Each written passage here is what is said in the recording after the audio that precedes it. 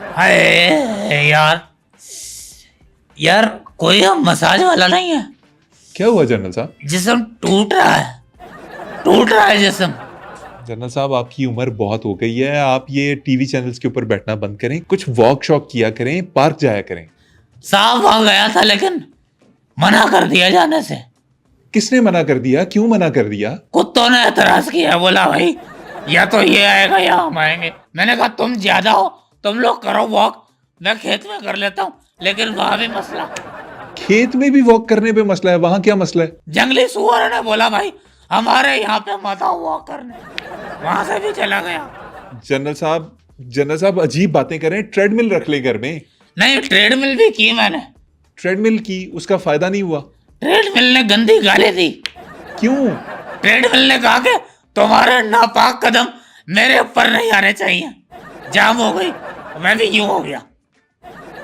शुक्र है आप उड़ के पीछे दीवार के साथ नहीं लगे। अच्छा ये फिल्में चलाना बंद करो मेरे साथ। मजाक समझा हुआ है तुमने?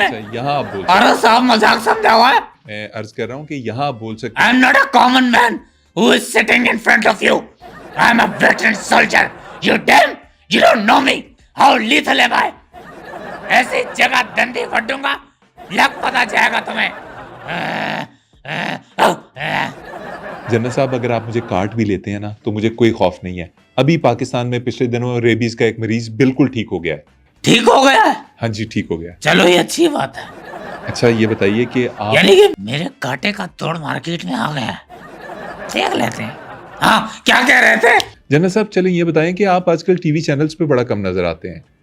जब आते हैं तो सख्त बोलते हैं लेकिन कम नजर आते हैं। भाई इसका एक रीजन है।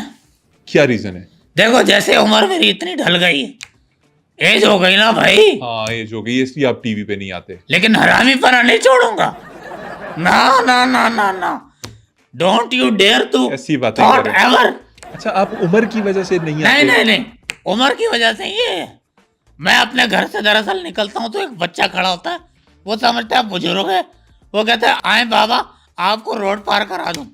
अब वो रोड पार जब कराता है ठीक है, वो तो चला जाता है, ठीक है। वहां एक और बच्चा खड़ा होता है, वो मुझे कहता है रिवर्स में आए बाबा आपको रोड पार कराऊं। वो वापस मुझे अपने घर की तरफ ले आता है। इसी तरह पूरे दिन 370 चक्कर लग जाते हैं, चैनल में जा नहीं पाता। अर्नाब मैसेज पे मैसेज करता है। तो आप बच्चों को मना नहीं करते? अरे बच्चे सुनते कहाँ हैं साहब, जेनजी आजकल के बच्चे सुनते किसकी हैं? जनरल साहब 370 बच्चे आपकी सड़क पर कर क्या रहे होते हैं? अरे भाई साहब इंडिया में बहुत बच्चे हैं, बहुत बच्चे। जनरल साहब आखिरी सवाल, आप इश्तियाल दिलाना बंद करेंगे या नहीं बंद करेंगे? अगर आपने जंग करनी है पाकिस्तान के साथ तो डायरेक्ट जंग कर लीजिए, अगर नहीं करनी तो ये मुंह तो बंद कीजिए ना। ये गीदड़ भक्कियां, ये धमकियां, ये खत्म कीजिए सर, या जंग कीजिए। देखो आपने प्रश्न अच्छा पूछा है, लेकिन मैं आपको बताऊंगा कि इसके पीछे एक कारण है। क्या कारण है? बिहार का इलेक्शन। अगर इन तड़ियों की रीजन बिहार का इलेक्शन है तो फिर जंग लड़ लेना। नहीं यही तो नहीं करना साहब, बिहार के चक्कर में हम जंग नहीं हार सकते। हम we can't afford second time, specially we can't afford. और इनफैक्ट जिस तरह की आपकी सेना है, every time we can't afford. ये हारना वरना तो ये मुंह की फायर की हद तक ठीक है बात, इससे आगे नहीं। तो फिर आपके तवज्जुह से मेरा इंडिया को भी एक पैगाम है कि ये दूसरे मुल्कों के मिनिस्टर्स को बुला के अपने मुल्क में प्रेस कॉन्फ्रेंसेस करा के ना इश्तियाल मत दिलाइए उन्हें।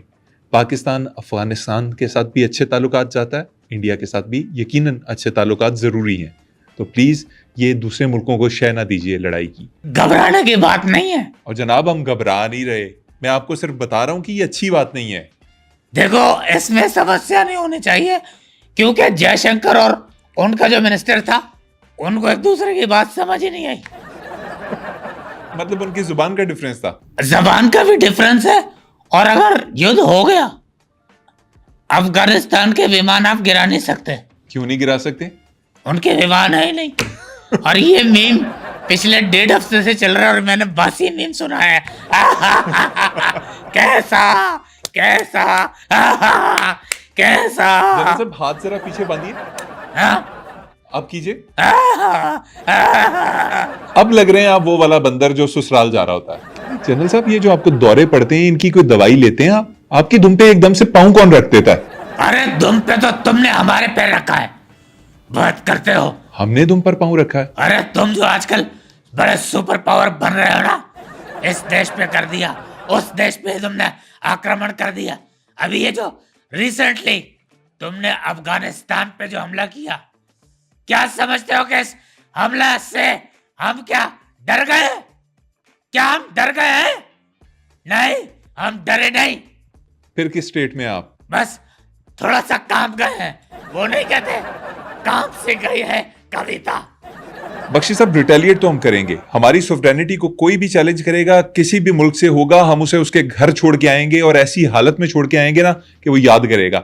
लेकिन असल बात यह है कि हम स्टिल दोस्ती के ख़्वाह हैं, आपके साथ भी, अफगानियों के साथ भी, और कोई भी मुल्क हो। दोस्ती की बात करेगा तो दोस्ती में जवाब मिलेगा, दुश्मनी की बात करेगा तो दुश्मनी करेंगे।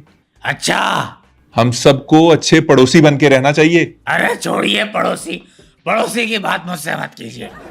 क्यों? पड़ोसी की बात क्यों ना करूं? अरे मत कीजिए पड़ोसी की बात। क्यों?